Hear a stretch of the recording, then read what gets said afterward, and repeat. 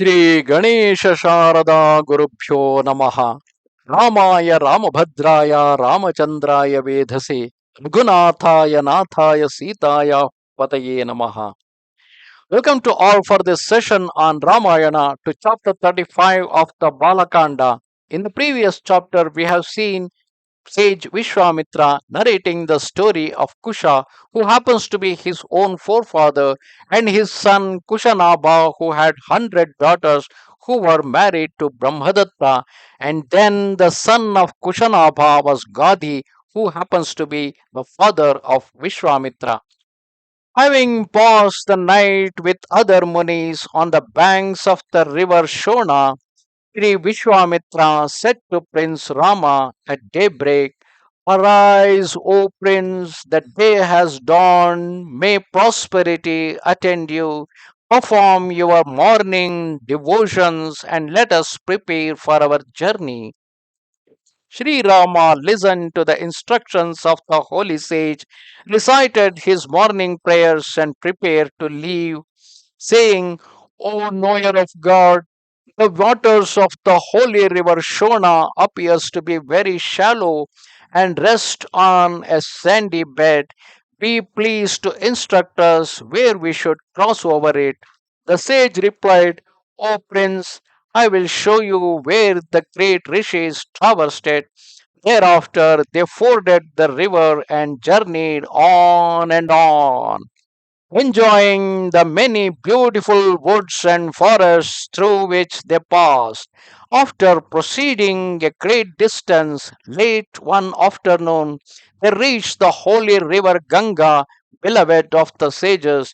On beholding the lovely river rendered beautiful by the presence of swans and cranes, Rama and Lakshmana and the sages were filled with delight. They halted on the banks and bathed in the sacred river as prescribed by the holy ordinance.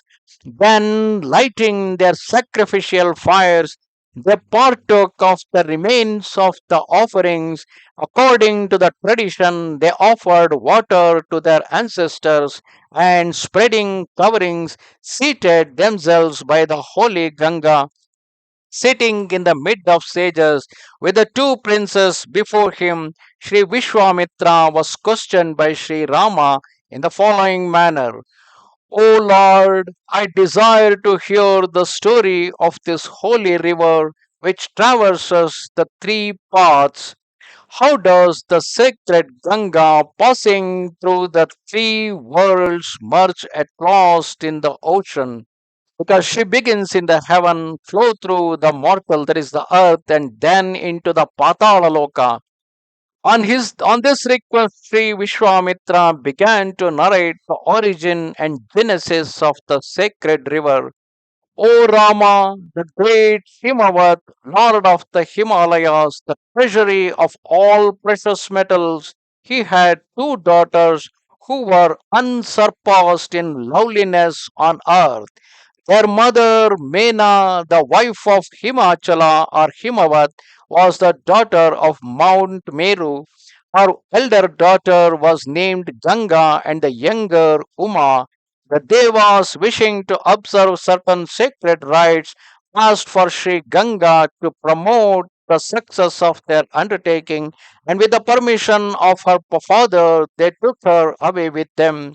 Himachala, mindful of the good of all beings, gave his daughter Ganga, the purifier of the whole world, to the gods, thinking it to be his duty to do so.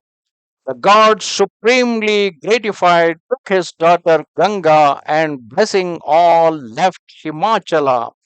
O prince of the house of Raghu, other daughter of the Himachala named Uma practiced great asceticism, considering it to be her chief wealth. Himachala gave this ascetic daughter Uma, who was venerated by the whole world, to Sri Mahadeva in marriage, thinking him to be a worthy consort. O Rama, now I have told you of the two daughters of Himachala, revered by the whole world, the river Ganga and Uma Devi. O my son, O chief of disciples, I have related to you the story of Sri Ganga accompanying the Devas to heaven. This beautiful daughter of the king of Himalaya, once resident in heaven, is the charming river Ganga whose waters destroy all sin. Thus ended chapter 35 of the Bala Kanda in Ramayana. Namaste Sharada Devi Kashmira Puravasini Swamaham Prarthaye Nityam Vidya Danancha Dehime. Goodbye.